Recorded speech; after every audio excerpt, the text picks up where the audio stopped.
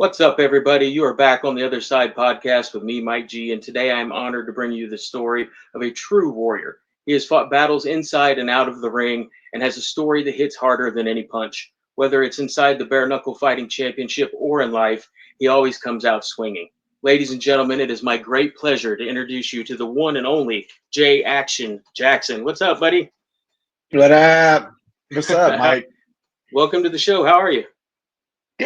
Good, man. Just got out of doing my class and just ready to rock it. And try to have a good day. You don't look too bad. Nah, man, I'm rested. I'm in a period of rest. So I'm just I let that stuff calm down and I healed up like Wolverine. Like the scars are gone, and we're just moving on. Right on, brother. All right, man, let's jump right into it. I'm going to go back to the very, very beginning. Where did you grow up and what was life like for you, young Jay Jackson? I moved a lot. Was definitely a mover. I moved around the United States between Georgia and Michigan for my childhood, and that pretty much was like that's pretty much the climax of that. So I never was I wasn't a stationary guy. I didn't have. So when people ask me what my hometown is, it's hard as fuck for me to answer that question correctly. Because I didn't really have I really didn't have I didn't really have like I wasn't really at one place. Mm-hmm. Between 4 years old to freaking now, to be honest, even now, but even as I was younger, just there, there was, I had sections. So, nothing crazy, we just moved a lot. So, Gotcha. Okay. When did you first fall in love with combat sports, and was it love at first sight, or did it take a little while to grow on you? no, I gradually had a build up. We had a boxing family. Okay. So, we always, VHSs, and we used to record Oscar De La Hoya fights Mhm. and Roy Jones fights all the time. Okay. Yeah. When they were on the pay-per-views. Hmm. So every time Oscar fought, or anytime Roy Jones fought, we recorded that. Of course, when we were younger, we all teamed up around the TV for Mike Tyson and Holyfield. Oh So yeah.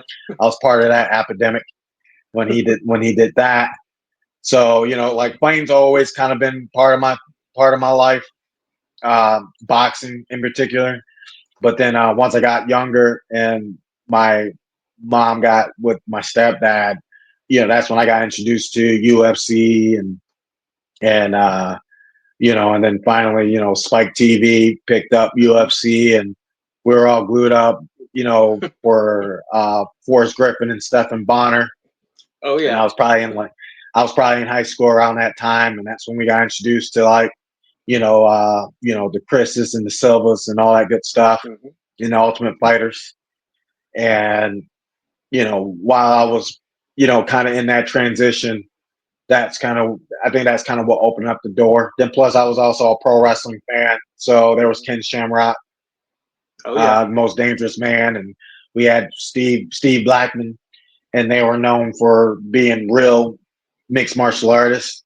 So so I've tuned into those, what I mean? So like, if you had your favorite pro wrestler, Steve Blackman or like a Ken Shamrock will always pop up as one of my favorites because those guys really do the shit. And then essentially once I got a little older, you know, uh, 19, 18, I stepped into the ring for the first time. Okay. You started your career in MMA. How did that journey help you prepare for the BKFC? Experience, lights, camera, action, and the fact that MMA was that thing. Um, I grew up going back to where one of the places I grew up, Bay City, was known for tough man. Okay. And Tough Man, one of the known stars, Butterbean, Hmm. was a really big guy and in our hometown, and Tough Man was that thing. If you go back to the old school guys, they'll say Tough Man was before MMA. So I got to play around with those guys a little bit, and not with those actual fighters, but with some of their ex coaches and things. Right. And you know, that's kind of where that helped me out. Yeah, I mean, because these guys were known inside and outside the ring, tough Hmm. motherfuckers, and Gotcha. that's all they did was fight. Hmm. And I got to be surrounded by that for like the first 5 years of even when I started before I even started doing MMA. So I really had a really good like tough beginning, and then Good once it foundation. then yeah, just tough motherfuckers. Yeah, I Hmm. mean that fight, that knew the consequences and knew the prices Hmm. of what fighting was. So once I got into bare knuckle, or like once bare knuckle became that thing, or once I transitioned into bare knuckle, Hmm. there wasn't much for me to really adjust to. Okay. All right. Did you miss anything about MMA? Uh, I mean, I feel like they're really similar. So I don't think there's really much to miss. To be Okay. honest, I don't feel like I'm out of MMA, even though I am in bare knuckle, and Hmm. there's that fine line of that bare knuckle is different than any other sport, which it is. Hmm. But there's nothing to miss. That's a lot of MMA fighters that come into bare knuckle. Um, Right. even even down the line, Tony Lopez, Hmm. who's one of the pioneers of bare knuckle. He was also one of the pioneers of MMA, and I'm honored to say that I've got to share a card with him while I was in MMA. That's So awesome. and because we're both part of like the Key and a K circuit, Hmm. and then he became a pioneer in bare knuckle. So just like there, so the similarities of MMA and bare knuckle were kind of the same. So once I got into bare knuckle, there's not really much for me to miss. You know what I mean? Gotcha. Well, being out of MMA, it's just like because I'm surrounded by similar guys that are part of the circuit. You don't miss wrestling practice and swollen knees? I mean, no, like like to be honest, Yep. I love like it's, but there's the benefits though, man. Hmm. Wrestlers are tough as fuck. Yeah. Um, the cardio was great, and you feel like a beast when you get out of like wrestling practices Hmm. or grappling practices. And that's the reason why. I mean, like even in years of me doing bare knuckle, I'll add a grappling. I'll add a Okay. month of grappling in my life just so I can get that cardio and get that Hmm. grit. So Okay. like that's why I'm saying like is there's any much with missing, like I don't feel like I'm out of it. What I mean? Like Gotcha. sometimes I still feel like I'm in MMA practice. What I mean, when I'm doing a bare. When did you know bare knuckles for you, and how did you end up signing with BKFC? Well, when I was in MMA, I was known for hands, Hmm. and it's been recorded and it's in articles. I just I didn't like the takedown. So Right. so when it comes to when bare knuckle started doing its thing, it felt like okay, that's probably where I need to be. I just need hands. Hmm. Because I'm already known for having great hands. So, one day uh, in Michigan, things were shut down. MMA wasn't really, because it was during COVID, Hmm. and bare knuckle was still popping off in different states. And I made a call, and I was like, hey, maybe should I do these tryouts in Florida? And my buddy goes, it wouldn't hurt, and I'm like, cool, because I'm already halfway down. Right. I'm already on my way down there to give it a shot, and I was already helping people, that were already in the bare knuckle game get ready for bare knuckle fights because I was known for having hands. Hmm. And I was like, you know what? Let me give this a shot. And I went I went to Tampa tryouts and did some tryouts, did the whole tryout thing. So I am a tryout native. You know, Okay. I got that's where I got seen and was able and open up my shot to get into bare knuckle, and then essentially after finding management and all that good stuff, and still a long road after, but it was I think it was about maybe only about about I think it was like February. If I did tryouts in January, then I debuted in July. So I fairly quick turnaround from after Hmm. tryouts. I was on the Okay. Uh, Fighting with no gloves is brutal, man. What kind of mindset do you have to walk into the ring and toe the line? It's a knife fight. There's no protection, Hmm. so you got to be more cautious, and that's what makes it funner. You don't go on a roller coaster because you're going to live. You go on a roller coaster because you might die. Right. So if there's no possibility of death, then there's no excitement. So that's kind of how I feel when I go into the ring. Take in the nervousness, take in the embarrassment, but take in the reward. You know, Hmm. so when I go into any fight, I try to take it all in at one time, and just know that that's why you have those feelings before you get into the ring, and that all of them are necessary, including the bad ones. But it's so you can get to the great ones. So that's the mindset I have in every single one of my fights, uh, win or lose. Grateful that I got to go in there and and be alive. Hmm. Essentially. So All right. The moment you stepped into the ring for your debut, what did that moment symbolize for you in your life? hard work. Uh, I literally sacrificed everything to do that. Uh, you're going against millions of people that want to do this, Hmm. and a lot of those millions, a lot of people won't do. You have to do what other people won't do. Hmm.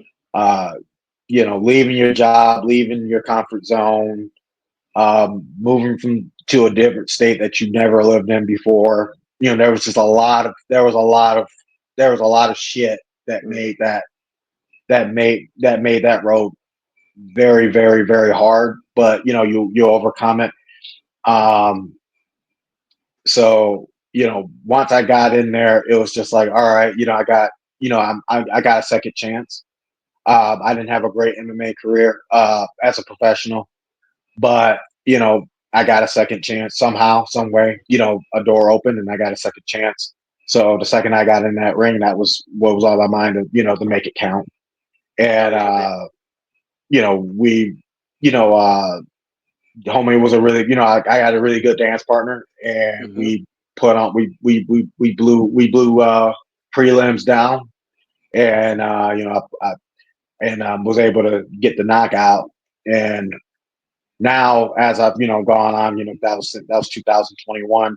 I've had people approach me and go, like, yeah, that was a decent knockout. Man, I knew that was the best knockouts in history, and that was probably one of my best compliments I ever had in my life. Just to Hmm. think that that I was able to break a boundary of history, Hmm. not just a fight. Because everyone can have a fight, but Right. for someone to come up to me and go, history, I'm like, it was probably one of the best compliments I ever had in my life. And I take that in, and Hmm. I packed up and I put that in my heart.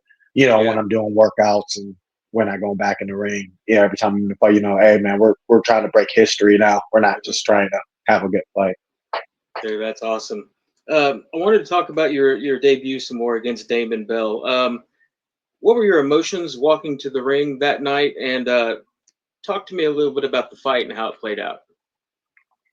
Um, it was my debut, and so like I said, second chances, and it was just like I was really worried about how I was going to react to it. because it was bare knuckle. Mhm. And of course, I'm not I'm not crazy. You're about to get hit with a bare knuckle for the first time. That on possibly on purpose. Or Mhm. with meaning. You know what I mean? Yeah. So I didn't know. I really wanted to know how I was going to react to it. And so once we stepped toe to the line and we stepped down and we kind of got it going, I'm like, all right, so that's what that is. And then that's kind of how the fight went. Okay. Um, it was just like, it was my debut. Want to know how bare knuckle was going to feel. And once I felt it, I was like, all right, so this, what I mean? Like, let's get to work. Mhm. Um, I don't like to tell people to do it that way. You know what I mean? Like, fucking take him out. But, if you got to know if you want to do it, Mhm. you know? Yeah. And, so, but once I tasted it, I was going to, I was like, all right, it's cuts.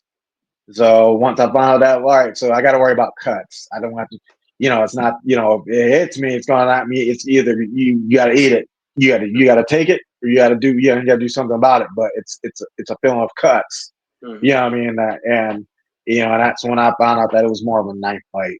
Yeah. Yeah, I was like, this is a knife fight. Like ting ting ting ting ting. Yep. It's and and yeah, so once I got that first round in, going into the second and third, I had my rhythm ready. Mhm. And, and it went from being a debut to just, debuting bare knuckle to just fighting. And I was all Yeah. right, now I just got to fight. That's what I already do this. I already fight. So I just got to fight. Didn't take long to get comfortable. No, no, All right. Your next fight, you took on Isaac Doolittle, and I actually saw this fight when it happened in Wichita, Kansas. Walk me through that fight and your thoughts on the decision. Mr. Doolittle, that fight went all 5 rounds. And we had that hockey fight that I think inspired Ice Wars. Maybe, dude. Maybe. I can think we inspired Ice Wars. Like, you know what? We'll put some ice skates on those motherfuckers, and Mhm. that looks like hockey. We had that. We had the hockey moment. Mhm. Boom, boom, boom. Um, and yeah, which was awesome. I think that fight was very underrated. I think we had a great fight. Mhm. We went all 5 rounds, and um, my problem was the knockdown where I tripped over my feet, Mhm. and they called the knockdown. I didn't like that decision. I was like, I literally tripped. No, I tripped, and it was just like like even that's why I didn't flip out. Mhm. When it happened, I was like, I just tripped. Mhm. He didn't knock me out or knock me down, so I didn't like that. That was nothing against him. Mhm. Um, I felt like I won, because I'm a fan of me, because I want to win. But classic guy, classic dude, and I think it was a great fight. Wichita was off their feet about it, and I think I got some praise about it, from people, and they were like, hey, a lot of people thought I won that fight, won the decision. I wish they would have gave us a sudden death round and Yeah. stuff like that. But I try not to live in the past as much as I can, and it's I thought it was a great fight. Yeah. And, Absolutely. just ice wars. Like That's it was perfect. a hockey fight. It was that they put Oh, that's skates on great. us, man, and that's what they want. That's what they want out of ice Yep. wars. Jay Jackson and Isaac Doolittle. You guys should go do that. That would be perfect. Go do the Oh my rematch in god, Ice Wars. fuck that. I don't skate. I am African American, guys. I don't ice skate. Okay. I don't ice skate or swim. Okay. I don't. That's hilarious. All right, your third BKFC fight took place in Orlando back in 2022 against Terry Janowski. I looked at the stats. You outstruck him in every single round and landed 4 knockdowns. What would you say allowed you to put on such a dominating performance in that fight? Just me. You know what? I tell you this right now. Was it a I matter was of you just just talking. being better? Was everything working in training camp? Just was it all clicking here? I was just clicking. I had a great camp. Yeah, I try to. I'm someone who stays in camp, Hmm. and I fairly try to praise myself. I'm trying to pat myself on the back more, guys. I'm a really good student. So, so once I went against Terry, I felt good, and I felt like I can, like everything was just kind of clicking, Hmm. from the first bell. From the bell rung, from total line, and that first left hook landed, and then knocked him down. I was feeling myself, and was able to were able to show off some J Action Jackson in that fight. Uh, Definitely was one of my best performances for sure. Okay. Um, Unfortunately, your next three fights in a row, you went winless. Was there something going on in life outside of the ring that caused that? Was it stiff competition, just luck of the draw? What caused that? Well, I went. It wasn't winless. I went against Jared. Okay. Yeah, man. And then I beat Simpson. So I kind of I had a flow. I went against I went against then I had the last minute fight against Marcus. And Okay. I'm just making things clear. Okay. Miss like I said, like Jared, you know, um, you know, note that I'm a positive guy, so I see positive even through the negative. You know, and there was like, and I get it, and I'm human. I get exhausted. I'm not going. You're not. I'm not doing this with big bags under my under my in my pockets, man. Hmm. So going back and forth from Michigan to Florida takes your toll, Sure. Yeah. and and once I went against Jared, there was some stuff in between that was going on. That wasn't crucial, but it was just like it gets exhausting. Hmm. I'm holding a 9 to 5 Phew. and try to hold down a professional fighting career at the same time.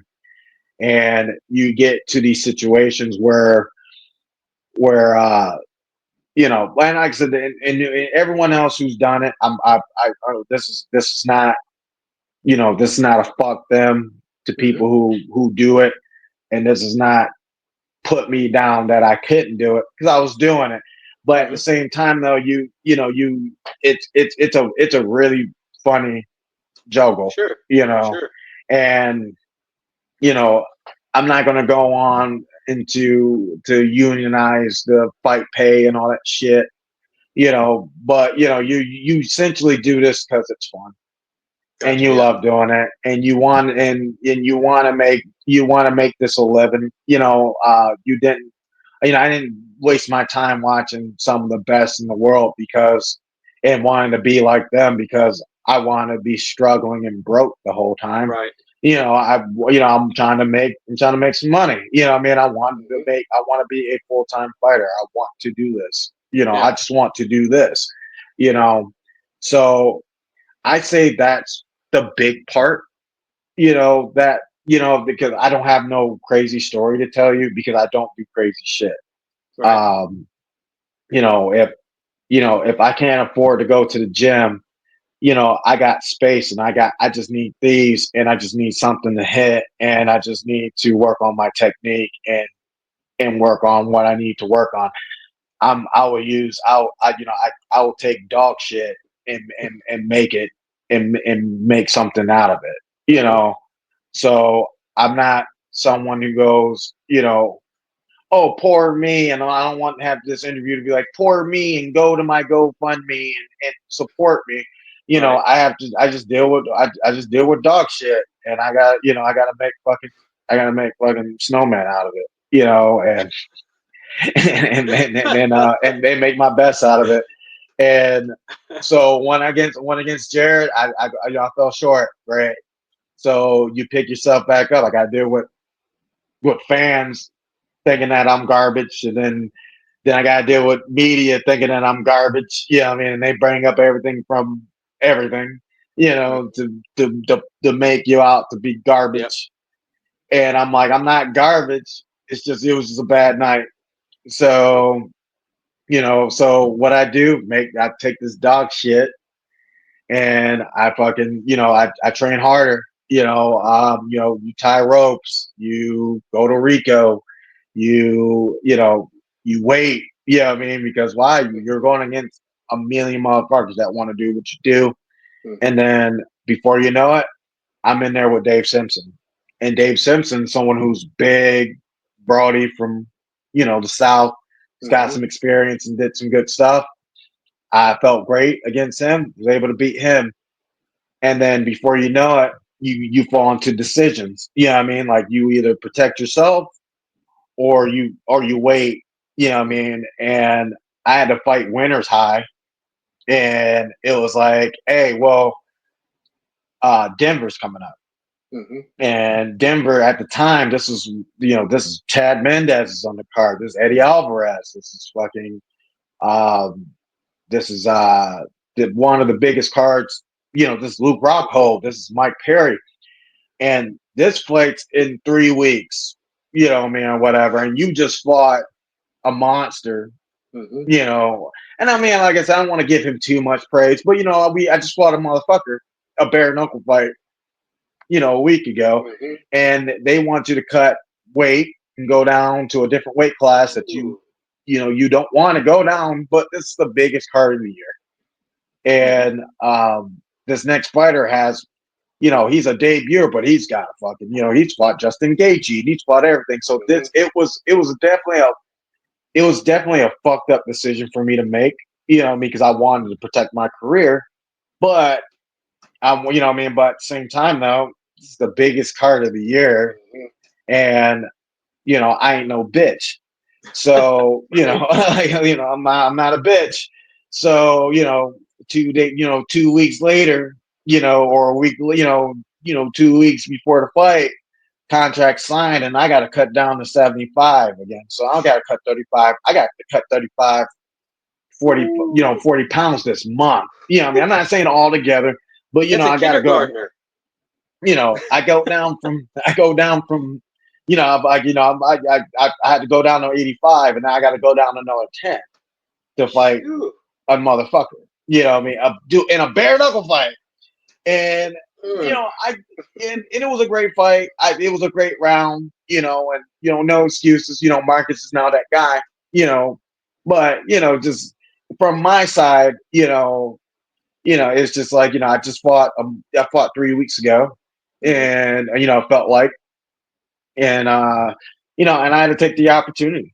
I mean, and for him, I'm a vet, so Yep. so it's that kind of where it was.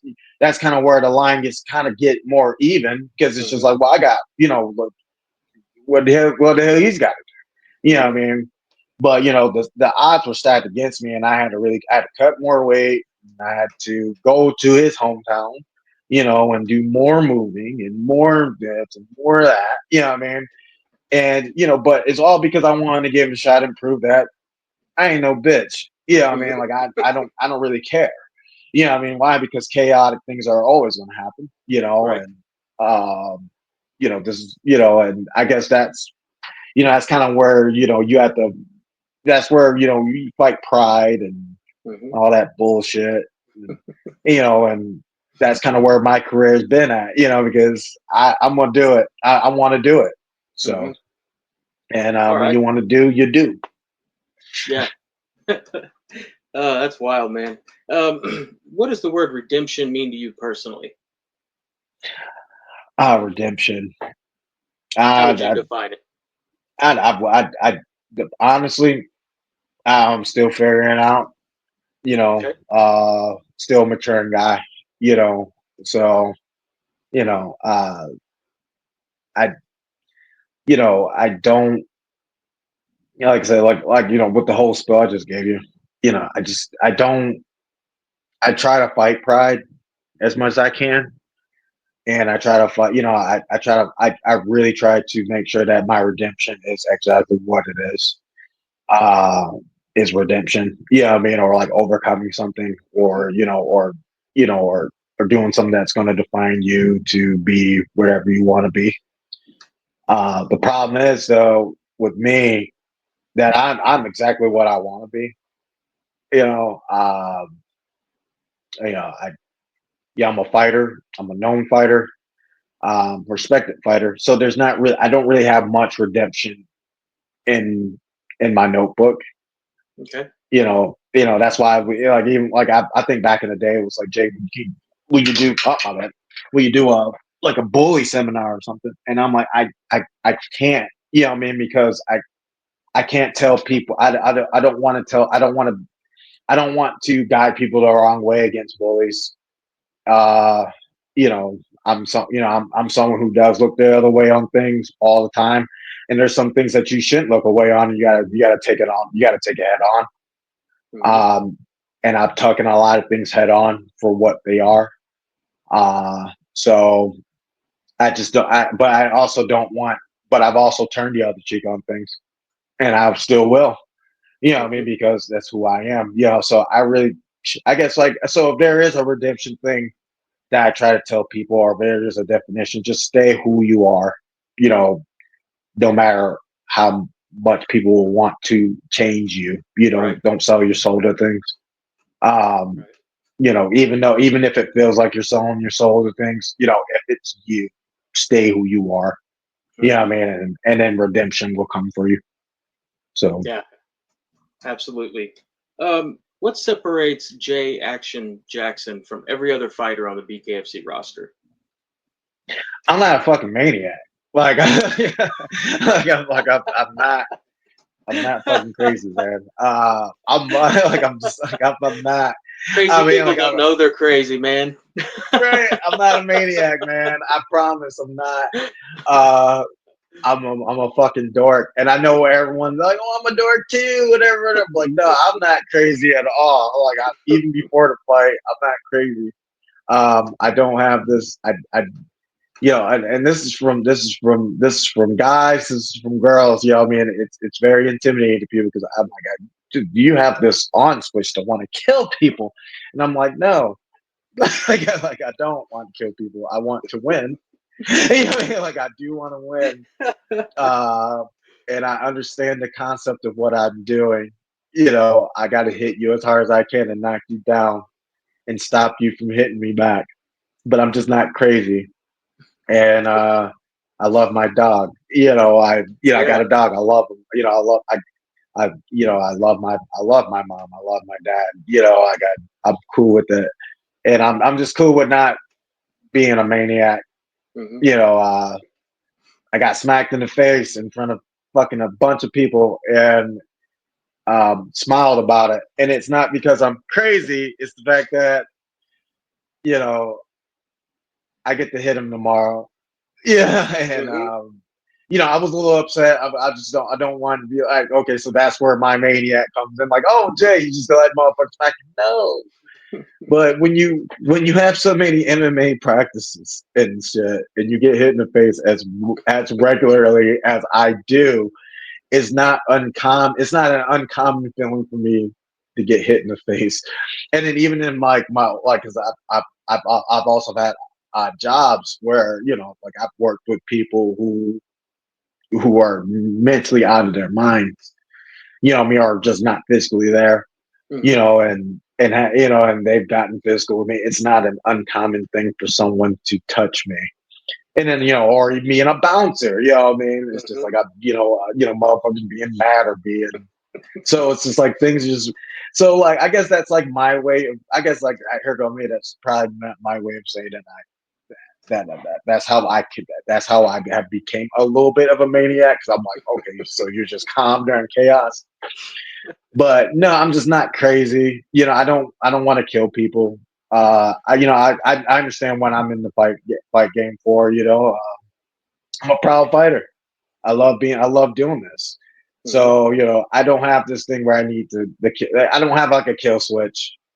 Okay. I guess that's what I just want to go. I know what I'm in there for, and I love doing it. So Hell yeah. Uh, let's see, April 12th, 2024, Clearwater, Florida.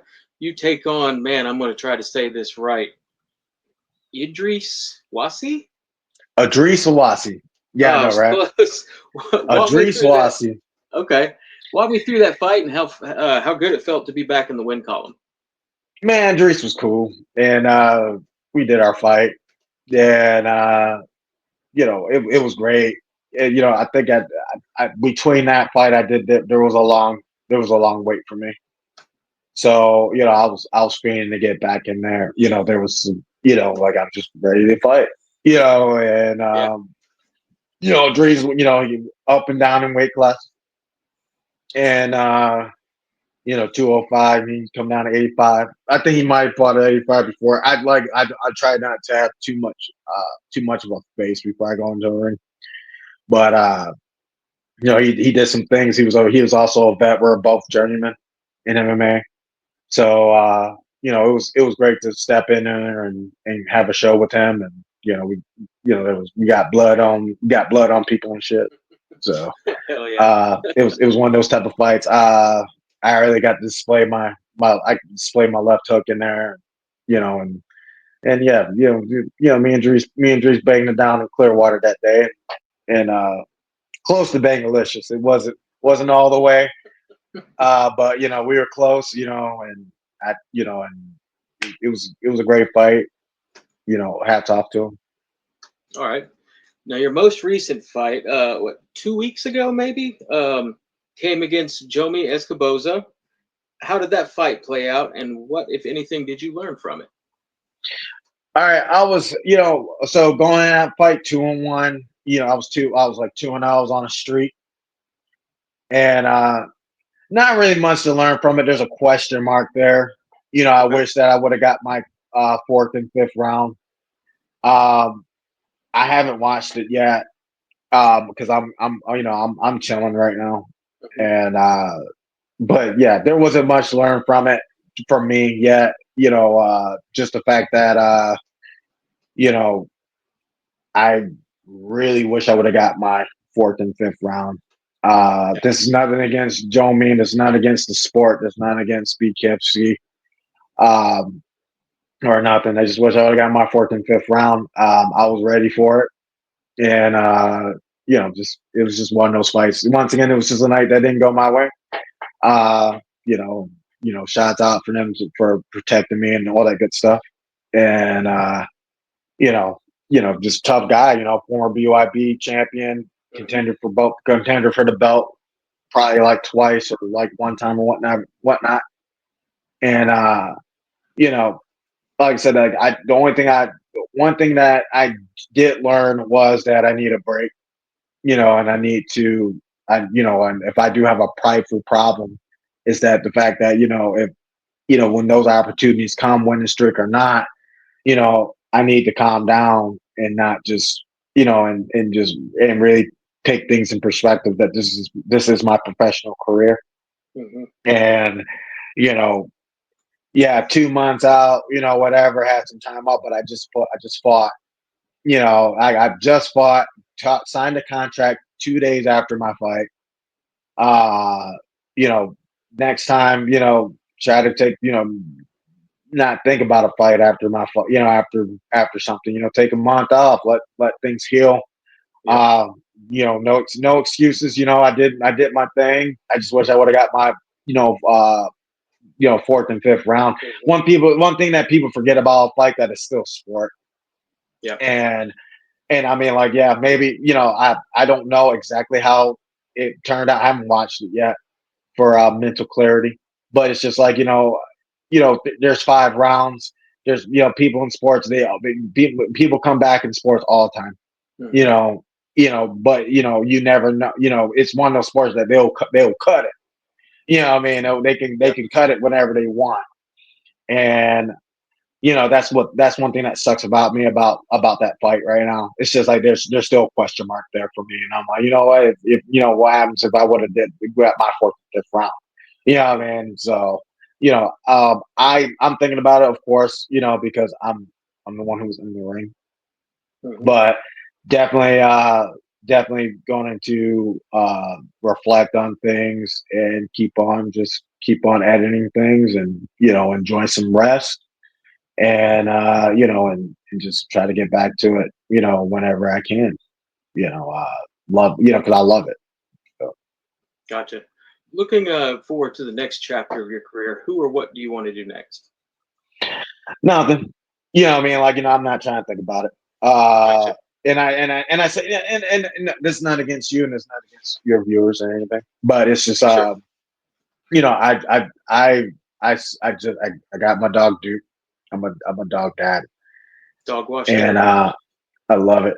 And it's nice to train someone else. I do train people here in Florida, so you know, I'm excited to see what other people do with their careers. Mhm. And actually try to take some time off from thinking about my own.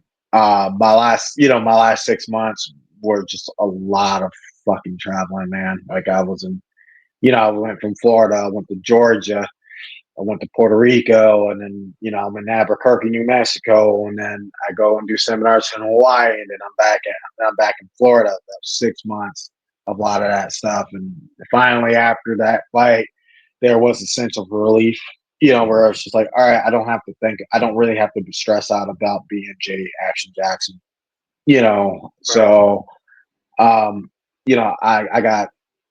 I got a lot of friends there now in the sport that are new to the sport. I want to watch them start their careers, and help them do their thing, help them do their things. Um, I, even during that time, um, during my time with, training for Goming, yeah, I went to a kickboxing tournament with my Muay, because I assist with a Muay Thai school, Hmm. and got to see them do their thing and do their beginnings, hear their stories, and it really put things in perspective on how I'm an influence, and it's a responsibility that I have to take on, and really focus on that also, because there are a lot of people that look up to me on these things, and these are just great opportunities to have. So, you know, I, I never try to take anything for granted. Um, if I win, or even if I win or lose, just don't take it for granted. So, I'm going to heal. I got some things coming up, that's going to put me on the sidelines for a little bit, and just do some self reflecting, take care of my dog, try to do my best to do other things, like I'm an uncle, so I got nieces and nephews I need to see. Hmm. Um, I'm also Jay Jackson, so I gotta really focus on some Jay Jackson stuff, and then when the next opportunity comes, I'll be ready for him. Like, it's not hard for me to turn Jay Jackson back on, and it's not hard to be. It's not hard for me to go in the ring and to do these things. You know what I mean? But I really want to heal, I want to get 100%, and and continue to be the influence that I built up to be.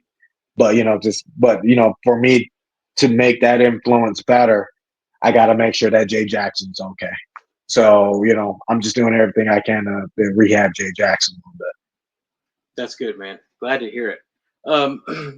People see the fighter, but they don't always see the pain behind the fighter. If you're comfortable sharing, what is maybe a struggle that you've gone through in life? Maybe you thought was rock bottom, or you were worried it was going to break you.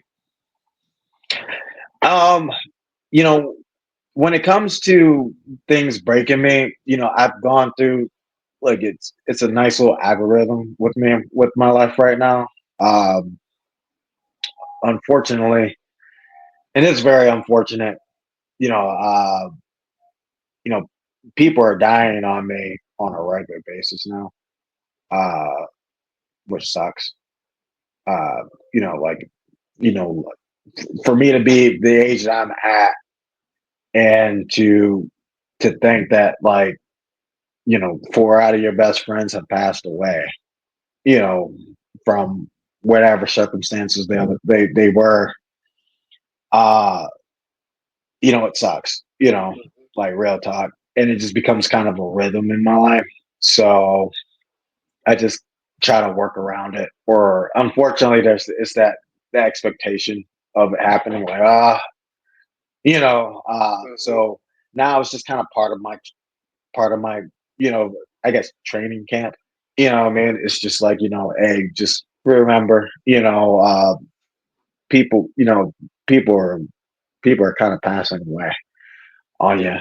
So, um, you know, I started off with my auntie Lisa. She passed away in the beginning of and you know, my amateur slash pro career. Uh, you know, I've had a suicide on Christmas Eve. Mm. Uh, you know, we had I've had right before my bare knuckle debut. My best friend died on the toilet. Oh. So and then even before this one, before my last fights, you know, got friend died in his sleep. So, you know, I'm not saying like I'm always building up and I'm always building myself back. No, it's just kind of a rhythm for me. And it's just like, you know, just not, you know, it's what helps me move on. You know, it's the fact that I try not to take my life for granted. I'm very blessed. You know, with every up and down that happens between a fight or before a fight, you know, I'm blessed to have those type of ups and downs.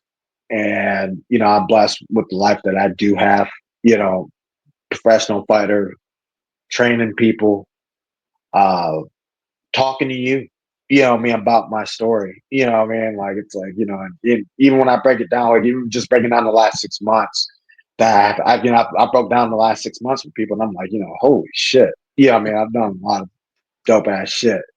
So, you know, you have to look at that stuff and, you know, and just try not to take your life for granted, you know, because like I said, I'm on a rhythm with it, you know, I'm with you, and, man.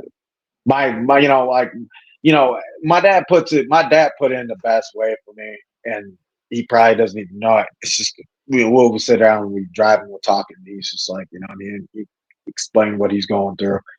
And you know, my dad fights cancer, and he'll tell me, you know, I had to do chemo, Hmm. and I'm like, man, you know, and he's like, you know, well, you know what you do, and he goes, you know, took Thursdays off. And I'm like, and this is through chemo, or you know, I'm not in chemo and I'm not dying and I don't have cancer. So you know, when I earn my naps, you know, what I mean, when I take my naps, you know, and I wake up and I put my feet on the ground, and she's like, you know what, I don't have chemo, you Hmm. know, so you know, so I can do this, you know, I can overcome anything. So you know, that's how I look at life, and that's kind of how I play with it. Okay. What would you say is your proudest moment? Not necessarily in the ring, maybe just in life. I'll tell you this right now. It was, I was okay. So going back to my pops, you know, my proudest moment honestly was when me and my dad were chilling, and my dad goes, he looks at me and he goes, "Dude, I'm happy that yeah, I see other people walk around with their kids with their pants hanging off and shit like that. And when I'm around you, I feel like I'm around somebody. You know, I feel like you're somebody, and that is my That's moment. awesome, You man. know what I mean? And it's not, and it's, you know, it's not the fact that my dad never gave me a compliment. You know what I mean, or whatever like Right. that. It's just like, you know, I'm older now. You know, and Hmm. you know, and everyone has their own perspectives on people's lives. Sure. But you know, when my dad looked at me and goes, you know, I don't, you know, you don't have your pants hanging off your ass. You know, like, you know, when I'm around you, I feel like I'm with somebody. And that was probably my moment where I'm like, that's cool. You That's know, awesome. because my dad, you know, army vet, truck driver. And he's just like, like I see other people with their kids and they're just, they're into crazy shit and everything like that. But I said, but every time someone mentions it, say something about you, you're doing some cool shit. So, it made me, made me happy. I ain't gonna lie. And that's kind of like the moment that I walk around and I stick it in my back pocket. Like, you know what, like I got to make sure that when I'm around my pops, he ain't around no piece of shit. So, that was probably my cool moment, where I'm That's like, all right, beautiful, man. I think I'm all right. You know what I mean? Like, you feel like Hmm. you're all right. And I mean, Yeah. the funny part is still going through bullshit. I mean, it's just not pretty. But, Hmm. at the same time though, it was like, what, I'm thinking I'm okay, I'm not a piece of shit. Hmm. And I'm not saying I'm perfect. I'm not saying that these people, whatever, I'm better than everyone. It's just like, that was my moment where like, my dad was like, you know what? I think it's cool that I'm not around. That you're not, I don't feel like I'm a wet, like some knucklehead, Right. and, it made me happy that, it finally sealed out the fact that Hmm. I can be proud of being a professional fighter. Yeah, that's beautiful. Shout out, Dad. Yeah, pops, I love Yeah. you. Uh, at the end of the day, when you look in the mirror, who do you see? I just see Jay Jackson, man. Uh, you know, I Jay Jackson, you know, someone who just, yeah, I feel like I'm like everyone else, but I have to accept that I'm not. I got, it's hard for me to take a compliment, and it's hard for me to, it's hard for me to look at the positive sometimes. I mean, I really want to say that I feel like I'm normal. Okay. So, I just, I really try to take, I really try to, I'm working on patting myself on the back a little bit more, and just understanding that, hey, this is, you chose this life, and I try to hold it very well, and just, just I just want to be cool. Like I told you, I'm not a maniac. I mean, I'm not. Like I don't want to kill no one, and I'm not so angry at society where I want to burn it down. Right. I just want to be accepted. And because I accept everybody. Right. So it's just like, I just want to be accepted just as much as I accept people, and I think that's the majority of us. So, Yeah. I don't hate Jay Jackson. I don't hate the guy in the mirror. I mean, I do have days I do, but that's why, I earn my naps. I get up and I try to fix it. So, Oh yeah, brother. Uh, One day when the fights are over and it's all said and done, how do you hope you're remembered as a fighter? uh, just someone who gave it a shot. This one thing about fighting, and I think we talked about this earlier, is people forget that there was a time of courage. I mean, when it came to the fighting or hitting somebody, and you know, it's something that I never want to forget that there is some courage in this shit. I mean, because not a lot of motherfuckers will hit a motherfucker, and Hmm. I have no problem with hitting a motherfucker, but I still have I still have the I still have the poise, and I still have the mindset of understanding that I still don't want to hit a motherfucker. Right. So I just hope that when people see me, they know that I put everything I can to entertain them, and that I did my fight career for them, even though I don't know them. Right. I did do this for them, because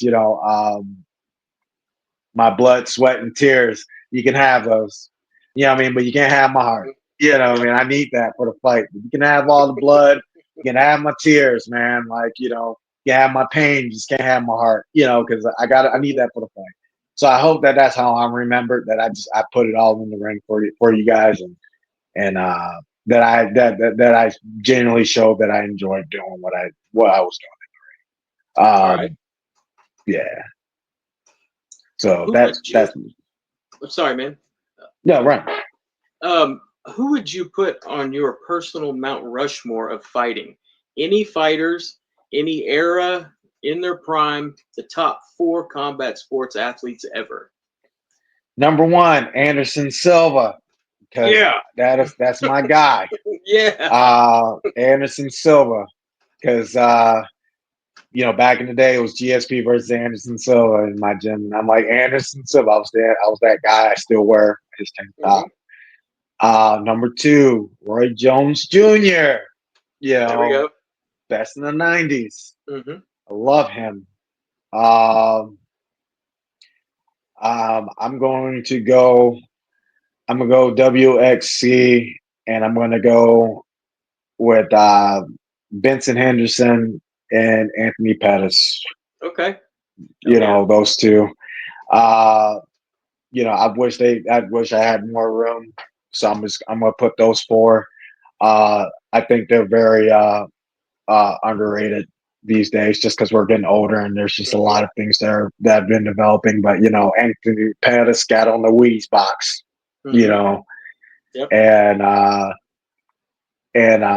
Benson Henderson was an amazing athlete all the way around. His stand up, his grappling, and I think those two pioneered and redefined what MMA is, what has developed fighting now. Yeah. So I love those two fighters, and I always think about those fighters while I'm Okay. doing my thing. So yeah, Anderson Silva, Roy Jones Jr., Anthony Pettis, Benson Henderson. Anderson's my favorite fighter ever. I have an autographed workout jacket from his Muay Thai Academy in Torrance, California. It's one of my most prized possessions. Note that and note that the last two always will change. Yeah, I mean, Right. in my life, but my first two, that's why I like Anderson Silva and Roy Jones they're my first two for sure. Yeah. Yeah, I mean, like so, like one interview it might be someone else, but Anderson Silva and Roy Jones Jr. will always be my first two. You know, because there's so many. Like I said, Stephen Bonner, Forrest Griffin. Yeah, I mean, Sure. still one of Yeah. my favorite fights of all time. Yep. But then later on, WXC, those two fucking put on. He fucking do the super kick off the fucking ring. Like, oh Hmm. my god, I mean, and then you know, uh, you and then you have then now you have bangers like Max Holloway and fucking Justin Gage. You can step in the middle of the ring or whatever. Yeah, man. Meet me here. I tell my students if they point, don't follow them, motherfucker. But so there's so many bangers that are going to happen. Hmm. Man. And then I have one of my fights. I have a Mount Rushmore fight. I mean, when I almost in Sault Ste. Marie. I mean, and me and him banged it out, and I see in the comments like, if there's not if an MMA fight's not like this, then I'm not going. And I'm like, I'm happy I'm happy I've been able to make my little history. And those that little Mount Rushmore thing. So the last two will always change. But like I said, Anthony Pettis getting on the Wheaties box. So because getting on the Wheaties box was like everyone's dream at one Yep. time in the '90s. And I feel like Benson Anderson helped him define that, because that fucking Showtime kick is always on my mind when Yep. I'm thinking about life. So Awesome. All right, man. These next few questions, I promise you've never been asked in interviews before. It's kind of a pick one and why questions. The idea is to bridge the gap between professional fighter and guy sitting at home. And what I mean by that is, and you mentioned it earlier, people at home know there's a difference between us and fighters. We don't get in the ring, we don't get in the cage, we never would, but you do. So there's something about you that's different.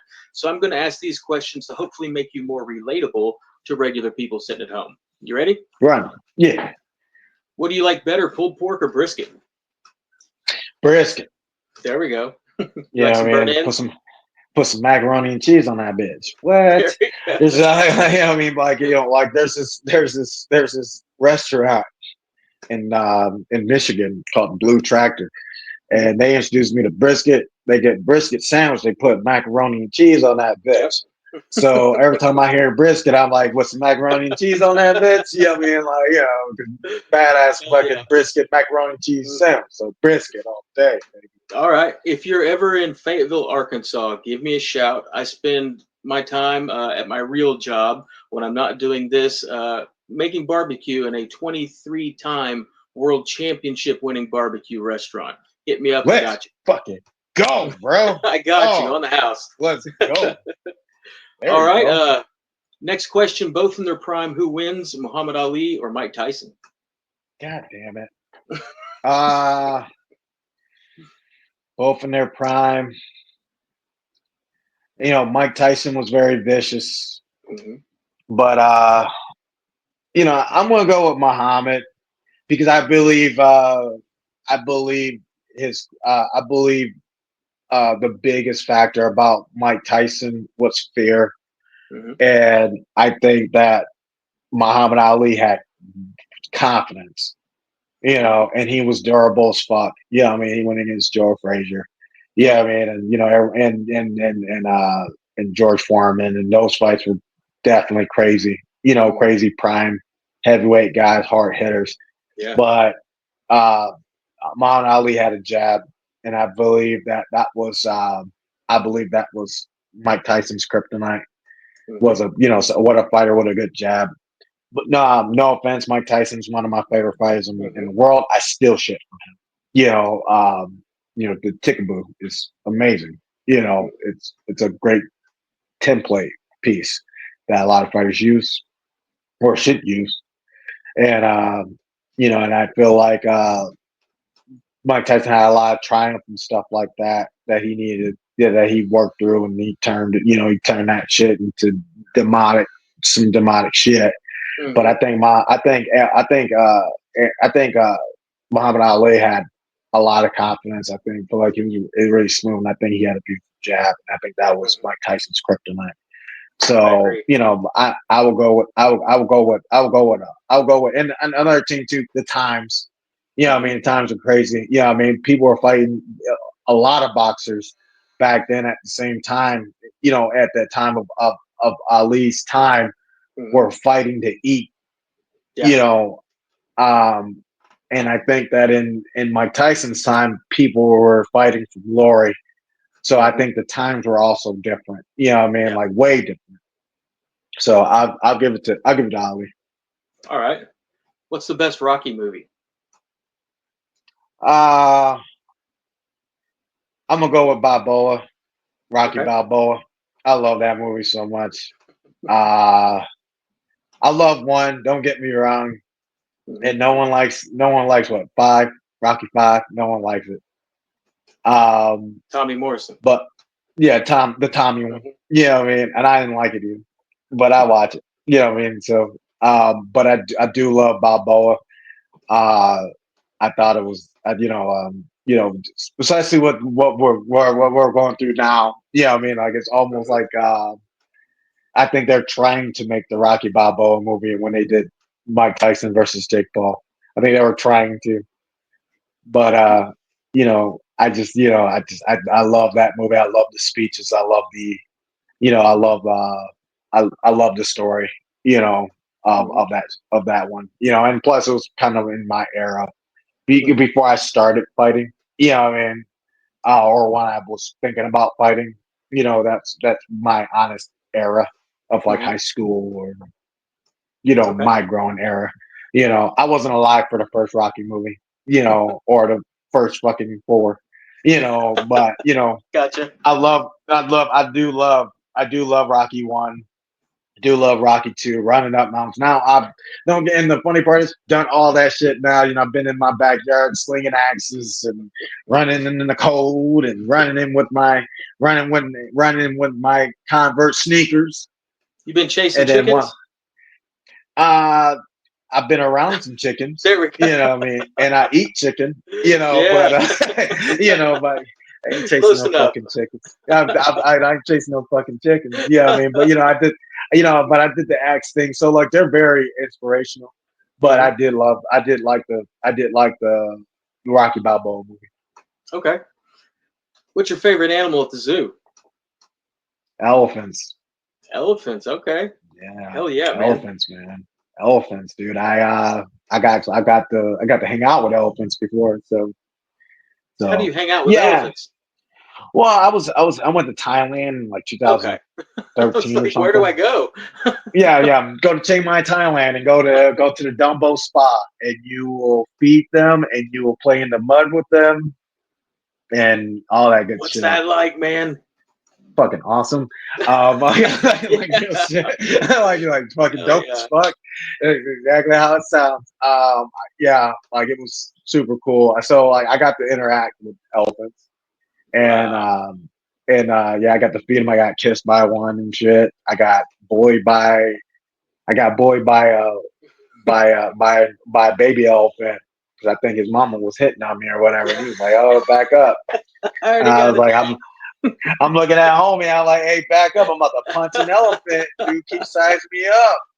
I'm just kidding. No, but they were sober. They were super nice, and they're so cool. Like elephants are so fucking cool. Yeah. It's not even funny. They're so nice, and they're so human like, and they feel their texture. They feel so Hmm. awesome. So yeah, elephants. And they're every time I go to a zoo, like I went to Busch Gardens a couple of weeks ago, Hmm. and I'm looking. We were walking and seeing the elephants. Like ooh, I mean, I get excited, and Yeah. you know, If you'd have punched yeah, that elephant, you would have never been able to say you're not a maniac. That would have put you right yeah, over the right, line into maniac land. right. But I tell you this right now, I do have a picture of that interaction where I'm like looking up and I look at the guy, I'm like, yo, you better back him up. Yeah, I mean, I'm about to get killed.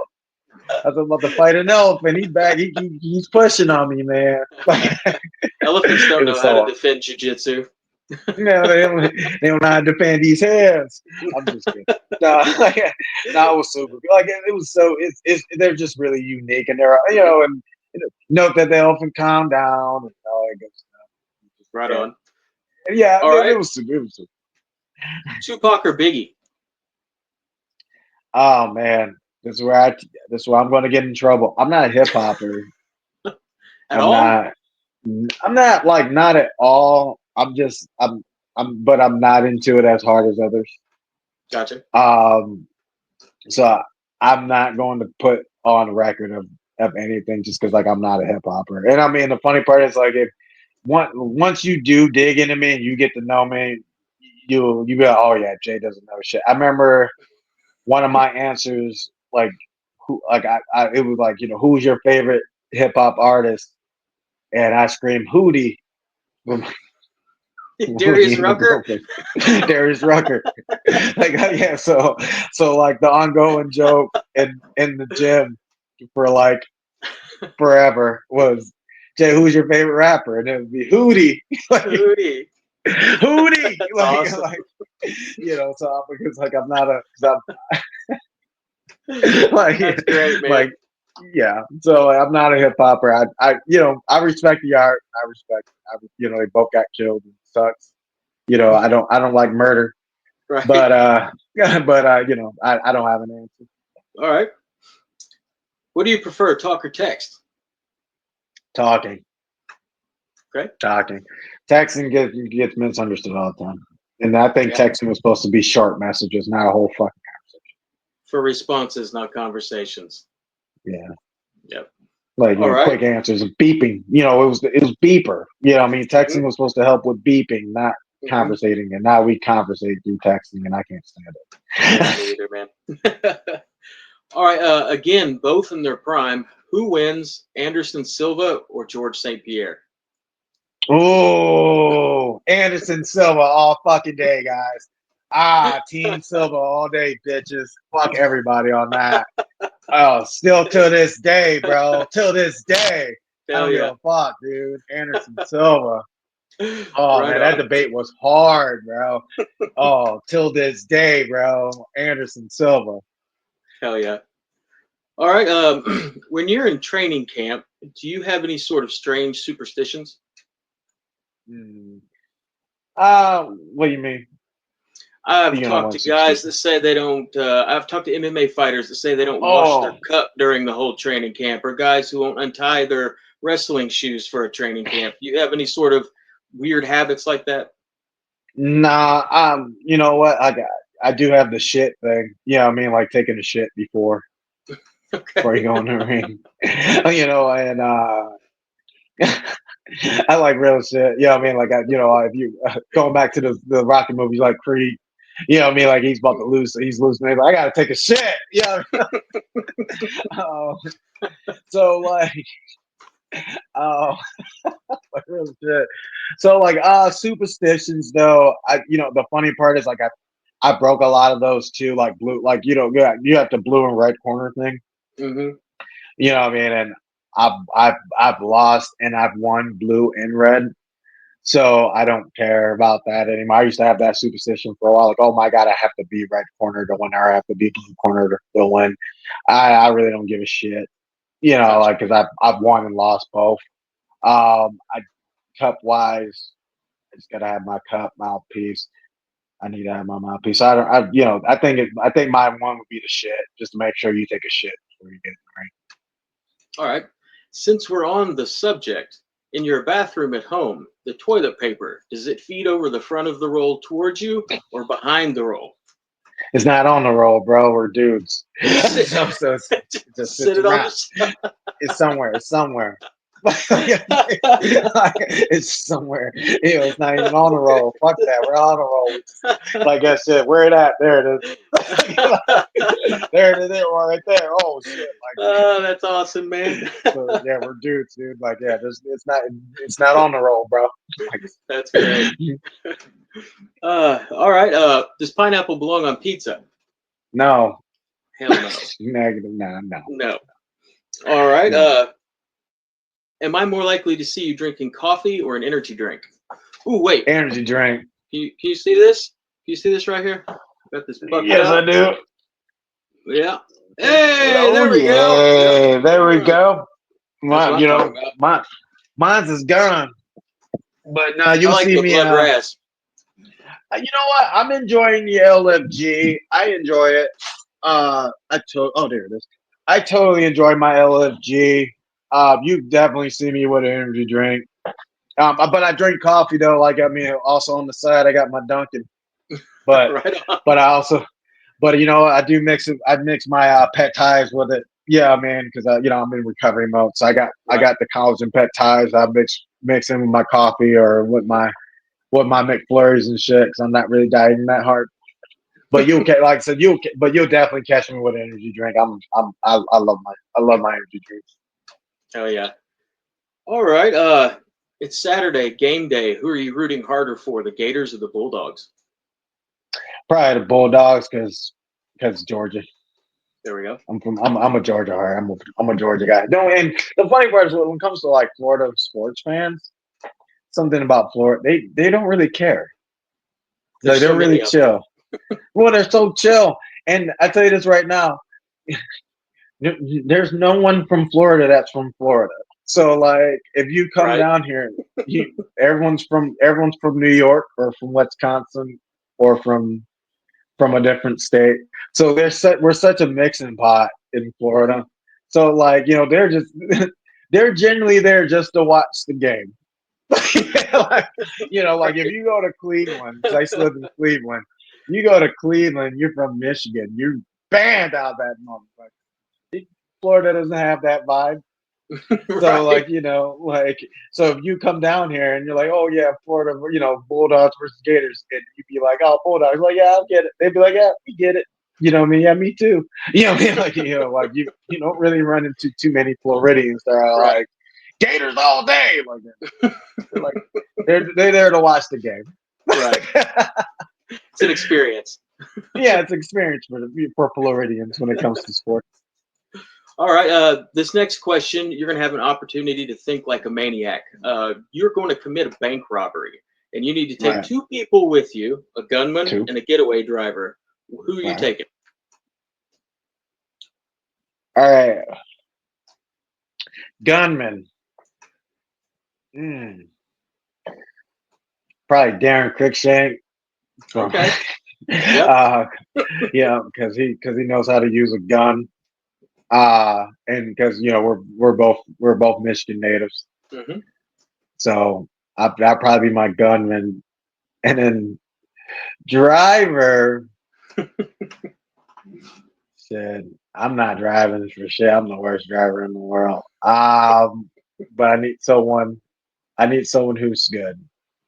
I would say my mom, but that'd be just comedic. My mom on Bud Light. Like, yeah, That would be maniac. that'd be maniac, right? But I'm trying. Bring I your gotta be mom to smart. the bank I'm robbery. trying. I'm trying to get away with it. You know what I mean? I'm trying to get away with it. So like, I'll give her a Bud Light, and she was like, I tried my mom on Bud Light, like, be my driver. Alex said, we'll get out of here. Driver wise, I don't know. I'm just gonna say I'll stick with it. My mom with Bud Light. Hell yeah. That'd be my driver. Darren Cruikshank and my mom with a beer will make it. We'll Picture in make it that out. car driving away from the bank. Like, like my, I swear. And then my mom being like, my mom be down too, and she, like my mom be down. She's like, all right, mom, just stop bitching at me. Let's just go. I got the money. And then like Cruikshank there just doing his gun thing. Yeah, I mean, because he knows how to hold a gun. So I'll go with those two. That's awesome, dude. What is something that you really enjoy that most people don't know about? Oh man, most people don't know about the game Euchre. Okay. You ever played it? I've heard of It's a it. I've never card game. played it. It's a card game. Okay. With you use cards. I love Euchre. Uh, so I got it on my phone. So like like my downtime. I'll have to Like check it out. yeah, dude. It's a two player game. Like if you play with people, I mean, like Okay. it's a team game. So it'd be like you and me and then two other people. And yeah, like it's hard for me to explain, but it's definitely I like the game Euchre, and I'm a, Okay. I'm a big pro wrestling fan. I've done pro wrestling before. Oh wow, I didn't Um, know I that. yeah, I got to wrestle Brooklyn Brawler. So Wow. for my very first pro wrestling, my very first I don't want to say pro wrestling. My very first wrestling match was against Brooklyn Brawler, and I think that's a cool thing for me. It's a cool brag. It was a terrible match on my end just because I was new. But I got to wrestle Brooklyn Brawler, and for him having the highlights that he has, I mean that was cool to say that. Hey, that was my first wrestling match. Yeah. My first 5 minutes, first 3 minutes. So yeah, those two things. Is it on YouTube? Can I watch it? I don't know if it's on YouTube. I know I have it somewhere. I'm not, and look, I'm not hiding it. It's just the Right. fact, like it's like one of those things, because it was just one of those things that's hard to find. I mean, Sure. trust me, if I had it, hey, I mean, but I do, like I said, I do have like clips of another pro wrestling match that I was in before, Hmm. on my Instagram and stuff like that. And I got like pictures of that one. Like the thing was, it was only like 3 or 4 minutes or something like that. It wasn't a big match. I mean, but I took my first bump. I took my first bump against a legend, so I'll take it. Hell yeah. All right. As you know, the idea behind these interviews is to inspire people. For anyone who's watching, who's maybe going through struggles or feels like they're at rock bottom, what message would you share with them about not giving up and making it out the other side? Um, you know what? I really, really, really, uh, I get that. My big thing is, push for smaller wins. You know, uh, you know, dopamine and all that good stuff. That's just a feeling. You know what I mean?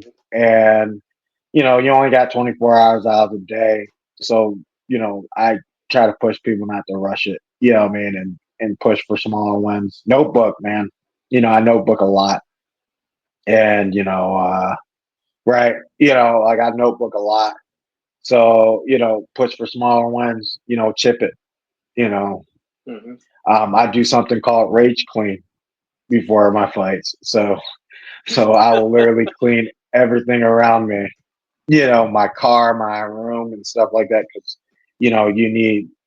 I need to feel good. You know, so I push people to push for smaller wins. Yeah, I mean, stop trying to take it all at one time. Hmm. Stop rushing life. Yeah, Exactly, man. What is the best way for fans and friends to keep up with you? Facebook and Instagram. Uh, and and if you're a TikTok swiper, swipe with me because I just swipe on TikTok. I like, I know we're all pushing for influence and fame sometimes, but I just like swiping TikTok because it's awesome. And finding new recipes. But how you can get a hold of me, Facebook, Instagram, I'm always on those things. Trying to show, because I train people, so I try to show that where I'm training at, so people can participate in my classes. And Okay. Facebook, because like I said, I've moved a lot, so I got friends that are all over the world that I got to keep a hold of. I try to keep in touch with. I'm on group messages with my best friends from high school and stuff like that. So if you ever need to chat, or you have some, got some stuff that you want to get up your chest, or you just want to just be a goofball and talk about Marvel movies with me, just inbox me on my Facebook. I'm always on that bitch, or Instagram. I'm always on those things. Hell yeah. I'm out of questions, Jay. Is there anything else you want to share? Ah, come here, dude. Yeah, my Oh, puppy, my doggy. But but love it. nah, dude. I like real talk, nothing, man. I'm just, I appreciate you having me on the show, and I'm just chilling, dude. Relax, man. Push for short, push for short. I mean, push for easy wins, man. And when I say easy wins, I'm not saying shortcuts, because I know prideful people Mhm. out there watching. I'm just saying, like, don't stop trying to take life all at one time. Mhm. I do have my dark sides and stuff like that when it comes to feelings of loneliness and despair and stuff like that.